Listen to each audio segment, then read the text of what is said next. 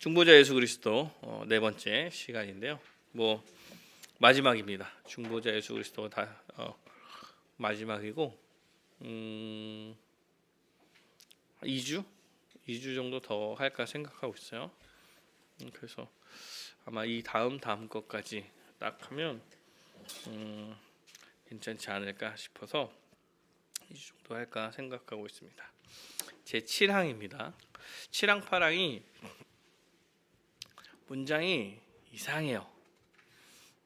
좀 이상하지만 그래도 좀 함께 보도록 하겠습니다. 7항 그리스도의 중보 사역에 대한 성경의 증언 우리 함께 읽도록 하겠습니다. 읽겠습니다. 시작. 그리스도께서는 중보 사역에 있어서 그의 두 본성 모두를 따라 행하시되 각 본성은 그 본성 자체 고유의 것을 행하셨다. 그렇지만 그 신인 위격과의 동일성으로 인하여서 한 본성의 고유의 것이 때로는 성경에서 다른 본성을 그의 호칭되는 그에게 돌려진다.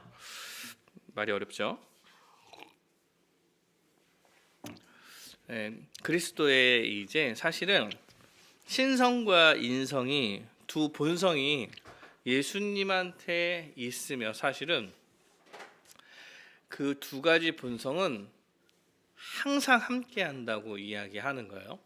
항상 함께 하고 각 본성에 따른 일이 있지만 그래서 각 본성이 구분되지만 띄어서 생각할 수 없다라고 이야기하는 거예요.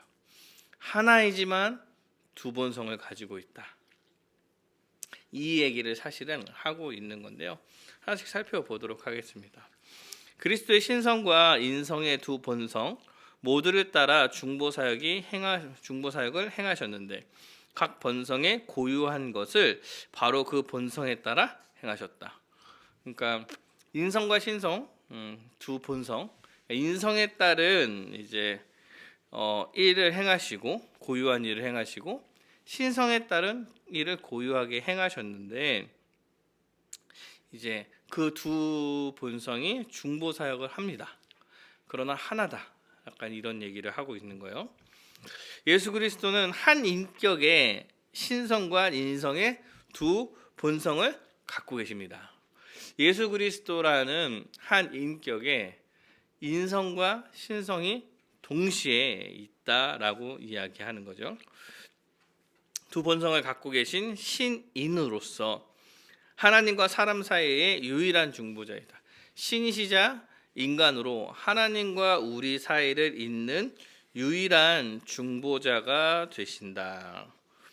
신인의 중보 사역에 대한 얘기를 하고 있는 거고 그리스도는 인성과 신성 중 하나를 선택하여 중보자 직분을 수행하시는 것이 아니라 인성과 신성 모두로 중보자의 직분을 수행하신다. 그러니까 인성과 신성 중에 하나를 택하신 거예요. 그게 아니라고 얘기하는 거야. 예수님으로 오셔서 우리가 딱 오실 때는 인성으로 보이니까 근데 그 인성을 택하셔서 신성이 있는데 신성이 있음에도 불구하고 인성 하나를 택하셔서 중보자 사역을 수행하셨다는 말이 틀렸다는 얘기를 하는 거야. 그 인성으로 보이는 상태로 오셨어도 그분이 인성과 신성을 다 갖고 중보 사역을 하고 계시는 것이다. 이런 얘기를 하는 이게 카톨릭에서는 이제 인성으로서만 중보자 사역을 하셨다라고 이야기를 해서 이제 좀 다르다 얘기를 하는 건데 인성과 신성이 같이 있다. 물론 이 세상에 오셨을 때 우리 눈에는 인성적인 측면이 보이는 거죠. 실제 몸이 있고 그 몸을 가지고 숨을 쉬고 먹고 마시고 운동하고 걷고 하시면서 사람과 똑같은 모습을 보이셨으나 그렇다고 신성이 없었던 것은 아니다. 이런 얘기를 하고 있는 거죠. 그리고 인성과 신성이 이제 동시에 있어서 결합한 게 아니에요. 결합한 게 아니라는 얘기는 어느 때는 인성을 보여주고 어떨 때는 신성만 보여주고, 그래서 신성일 때는 인성은 없어지는 거고, 인성일 때 신성이 없어지고, 막 이런 게 아니에요. 둘이 같이 있으면서 한 가지의 역할을, 한 가지의 성향, 한 가지의 인성 혹은 신성을 가지고 사역하는 모습이 보이는 거예요. 그냥 인성으로 사역하고 있어도 신성을 갖고 계신다, 하나다, 이런 얘기를 하고 있는 거죠. 그래서 이게 이제 중요해요. 중요한 것 같아요. 그래서 이런 걸로도 사실은 대부분의 이단이 여기서 나타나고 있는 거여서. 근데 이게 성경에 인성과 신성 두 본성을 다 갖고 계십니다, 이런 식으로 나타나지 않고, 이제 인성이신 분이 나타나는데 인성적인 사역을 하는데도 마치 신성인 것처럼 설명하고, 신성의 사역을 하는데도 사람이 사역하는 것처럼 설명을 해요, 성경에서. 그러니까 이게 두 개가 하나로 있는 거구나라고 결론을 내는 거예요. 예수 그리스도가 중보 사역을 하실 때 각 본성에 고유한 것을 그 본성에 행하셨다. 그러니까 인성에 속한 일은 인성의 한계를 뛰어넘을 수 없고, 신성에 속한 일은 유한함에 제한될 수 없다. 따라서 루터파가 주장한 것처럼 그리스도의 신인 양성은 직접적으로 교통하는 것이 아니라 간접적으로 교통한다. 그래서 직접적으로 교통하는 것은 이제 신성만 있거나 인성만 있거나 이런 얘기를 하는 거고, 간접적으로는 두 개 다 있는데 교통한다고 이야기하는 거예요. 그래서 간접적 소통에 의해 교통에 의해, 이거 보면 그리스도께서 신성을 따라서는 전능한 능력으로 죽은 사람을 일으키고 계시하는 중에서도 인성을 따라서 죽지 않기 위해 토의 호흡을 멈출 수 없으셨다. 그러니까 신성적인 일을 하는데도 호흡하시고 모습을 보이시고 했다는 얘기를 하는 거죠. 그래서 신성과 인성은 양자가 직접적으로 교통함으로 인하여 서로 충돌하며 하나의 본성만을 드러내는 것이 아니라, 직접적으로 교통한다는 얘기는 하나의 본성만 드러낸다는 거예요. 드러낼 땐 하나만 드러낸다, 이렇게 얘기하는 건데, 그렇지 않고 각 속성이 간접적으로 교통함으로 신성에 따라 행하신 일과 인성에 따라 행하신 일에 동시에 같이 드러난다, 이런 얘기를 하고 있죠. 네모칸 좀 읽어보면, 예수님은 중보 사역을 하실 때 두 본성 모두가 관련되어 있다.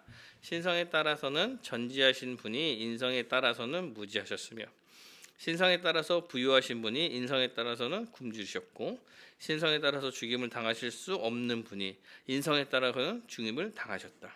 이처럼 예수님의 중보 사역에는 신성에 속한 성품과 인성에 속한 성품 모두가 드러난다.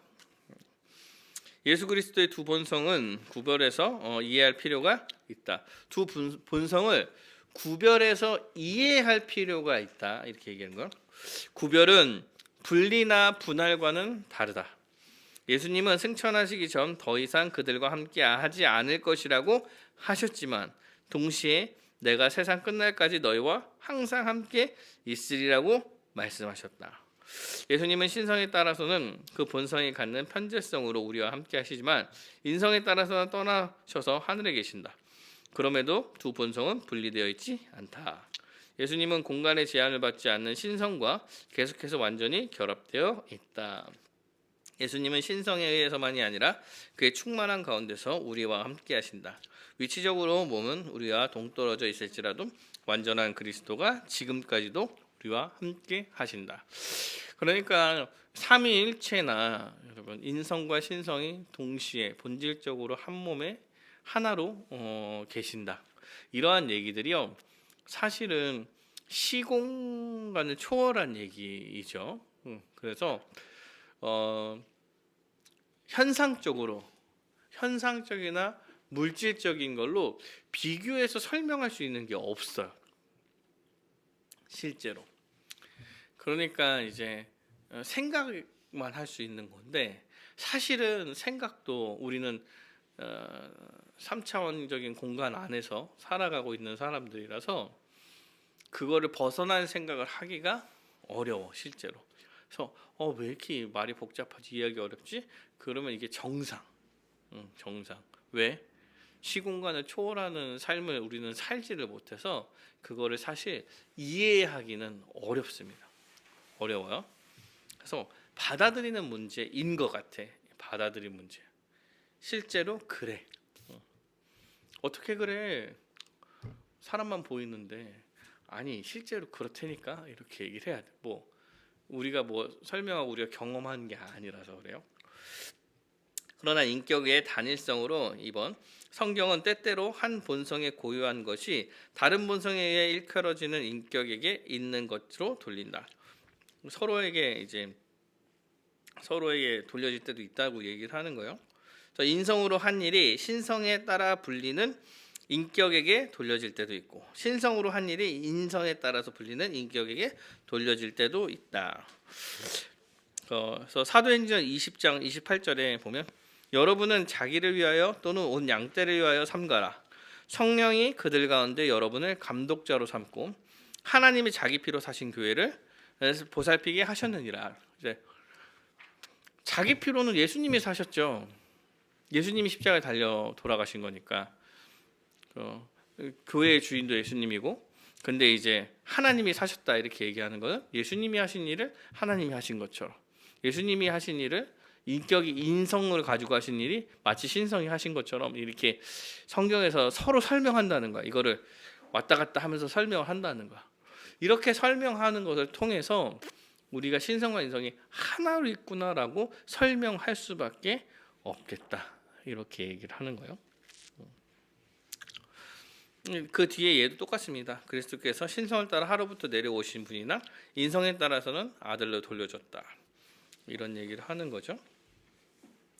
그래서 두 개가 다 하나다. 두 개로 설명하고 있지만 하나다라는 이야기를 하고 있습니다.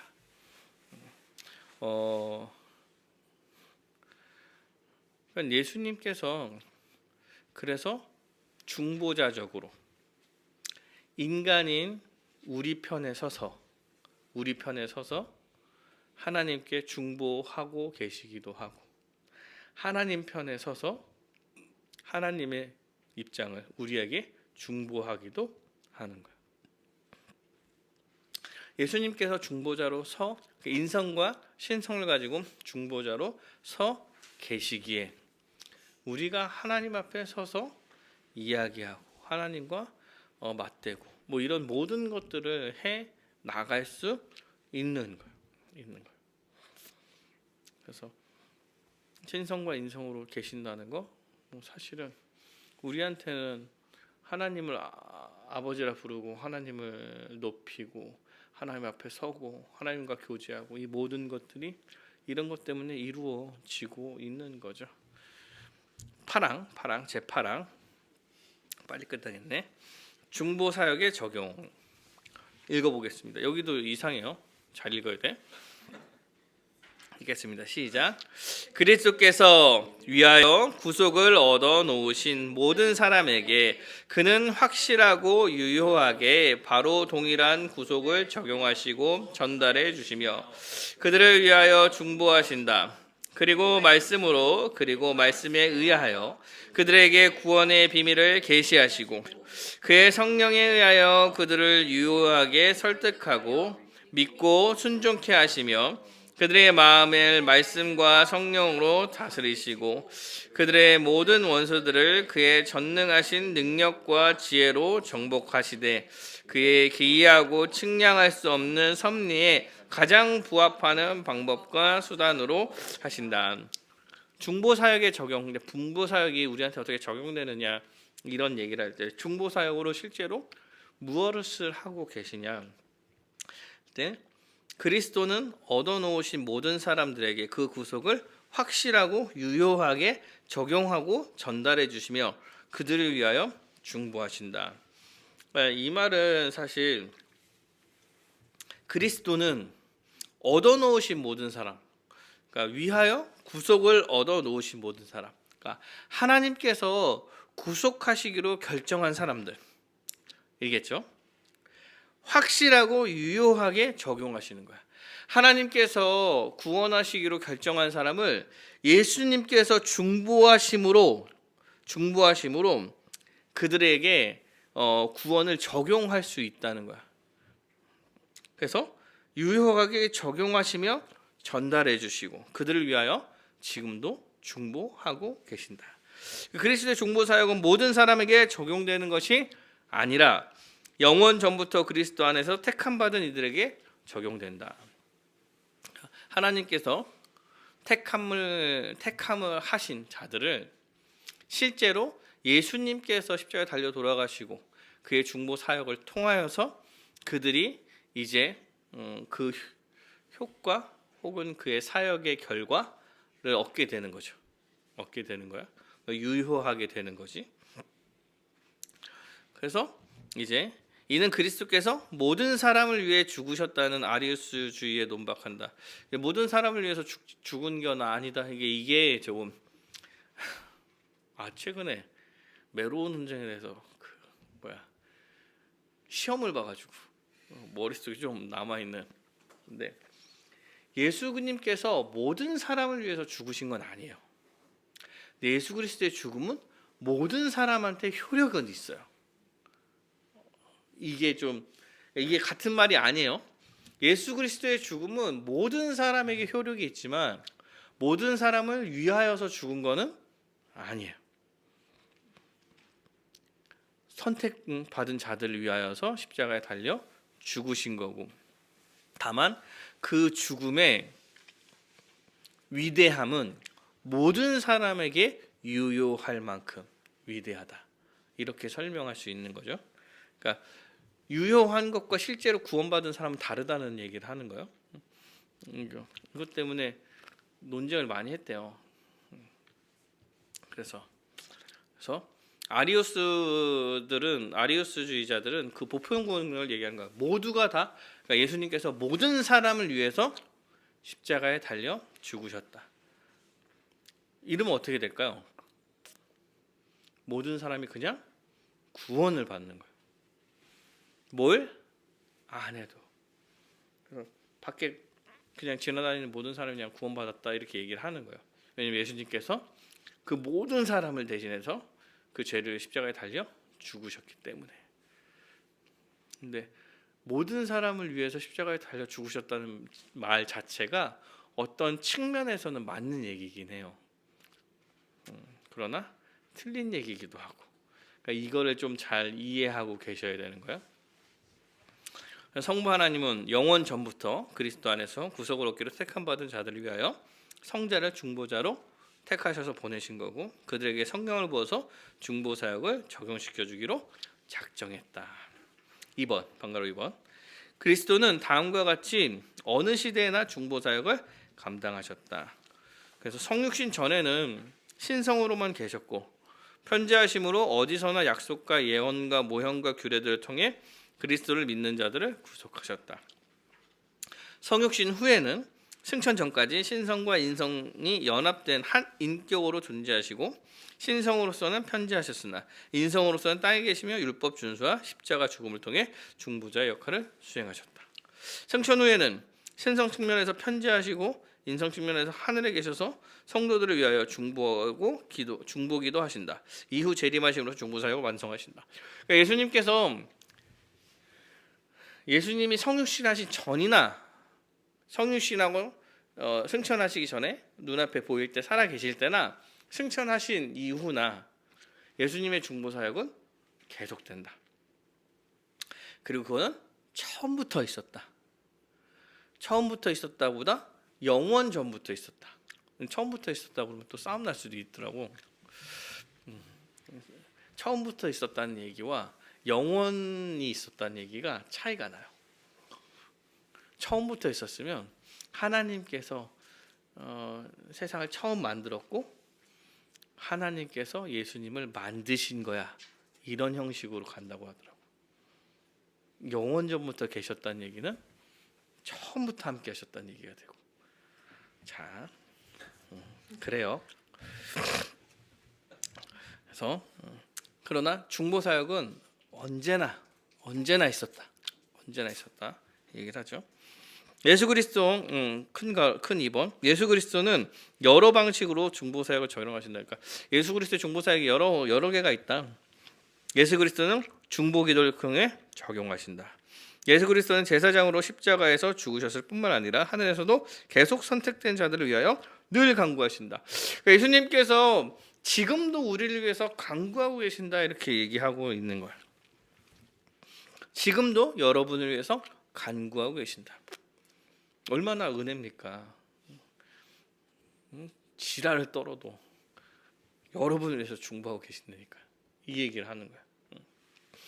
예수님께서 중보하시는 한 우리는 구원에서 떨어질 일이 없는 거예요. 때로는 우리가 신자처럼 살지 못할 때에도 그가 우리를 위하여 중보하고 계시는 거예요. 늘 간구하고 계시고 늘 변호하고 계시는 거예요. 하나님 앞에 쟤 이상한데? 아닙니다. 제 안에 있는 내 사람입니다. 이렇게 이런 식으로 하고 계시는 거야.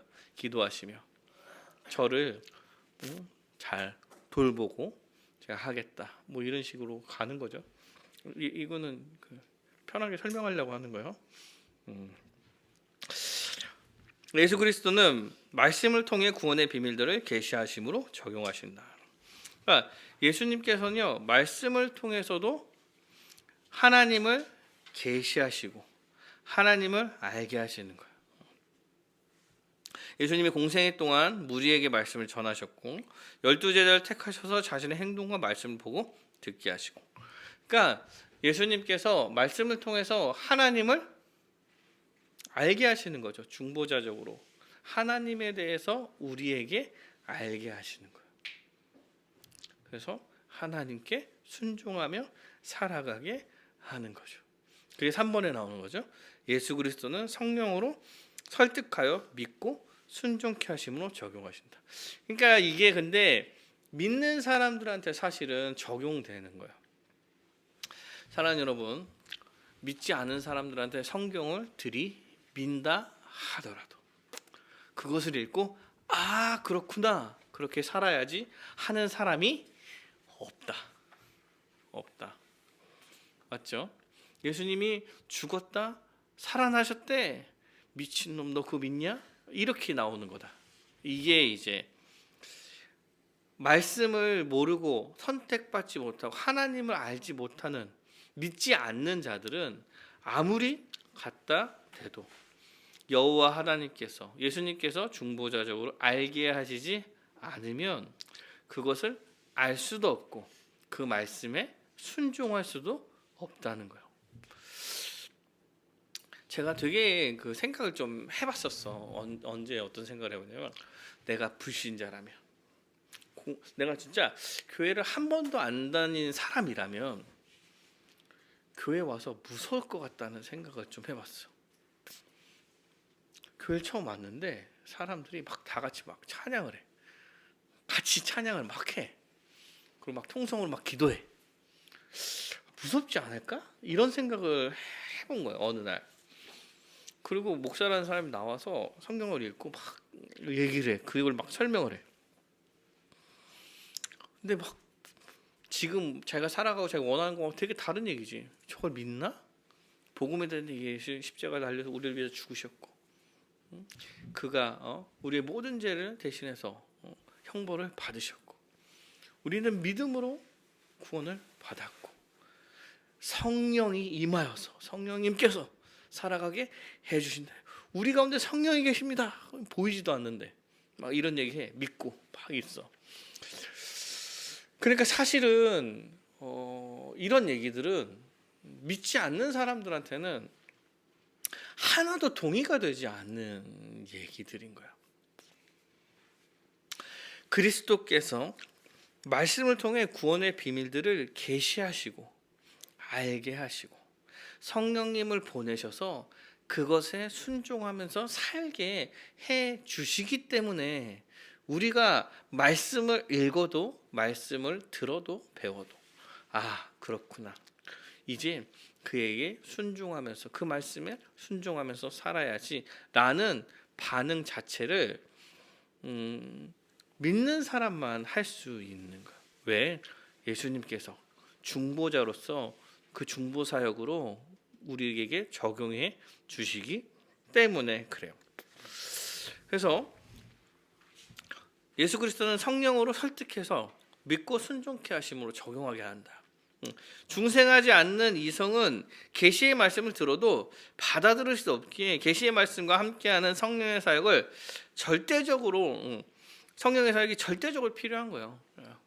믿지 않으면 사실은 교회는 되게 이상한 집단이에요. 믿지 않는 사람한테는 기도원에 간다고 생각했을 때 진짜 무서워할 거야. 막 이런 모습 보면 예수 그리스도는 성령을 보내셔서 그 말씀을 깨닫게 하시고 그 안에서 믿음을 창조하신다. 성경을 보고 읽고 깨닫게 하는 것도 이걸 보면서 믿는 거야. 이게 기적 같은 일이야. 기적 같은 일 사실은. 근데 우리 쉽게 그냥 보고 하나님이 이러시구나 라고 생각하잖아. 이게 사실은 어떻게 보면 기적 같은 성령의 역사예요. 성령님께서 우리를 설득하고 계시는 거예요. 중보자 예수님께서 성령을 보내셔서 우리를 설득하고 계시는 작업입니다. 이를 통하여 왕이신 예수 그리스도를 믿는 자들에게 자신에게 순종하게 하신다. 순종하게 하시는 것도 성령이 하시는 거. 그러니까 사실은 어떻게 보면 전하는 사람의 기교, 전하는 사람의 능력, 맨날 이런 얘기하는데 끝내주게 가르치지 않아도 사실은 말씀 자체가 살아서 움직이고 예수님께서 중보하시고 성령님께서 움직이고 계시는 거라 실제로 역사를 하신다. 바른 것을 전하고 있을 때 역사하시는 거예요. 4번 예수 그리스도는 말씀과 성령으로 그들의 마음을 다스림으로 적용하신다. 예수 그리스도는 왕으로서 신자들의 마음을 다스린다. 신자들을 통치하신다. 성령을 보내셔서 다스리고 통치하시고 성령은 신자들의 마음을 다스림으로써 죄와 싸워 이기게 하신다.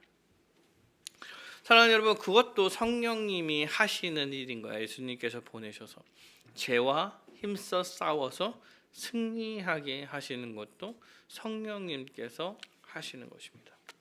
사랑하는 여러분, 그래서 우리가 죄와 싸웁니다 이렇게 얘기할 때 뭐 이런 경험 있으실지 모르겠지만 나는 진짜 이런 사람이랑 이런 죄와 싸워야지. 그리고 그 죄만 오기만은 기다리고 내가 그런 상황에서 하지 말아야지 이러면서 싸우는 게 아니야. 실제로 우리가 이렇게 생각하면요, 죄에 대한 생각을 계속하게 돼서 실제로 죄를 지을 확률이 커져. 죄와 어떻게 싸우는 거냐면 성령님께서 싸우시는 거예요. 성령에 기대어 말씀에 순종하려고 살아가려고 힘쓰는 거예요.